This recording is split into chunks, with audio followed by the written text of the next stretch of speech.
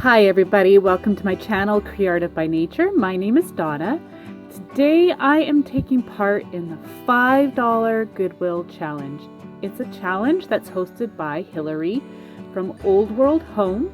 There will be a playlist in the description box as well as a link to her channel. It is one of my absolute favorite challenges to take part in.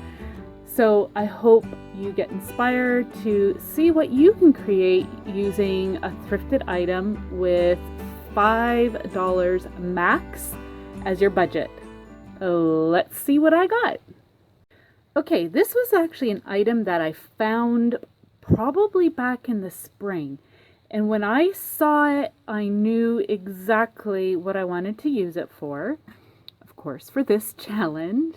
It is a glass jar. It looked like it would probably held maybe, I don't know, some olives or some pasta or something like that. But I really liked the shape. It reminded me of a pumpkin. I only spent $2 on it. I am going to show you how I put together a project for my fall decor.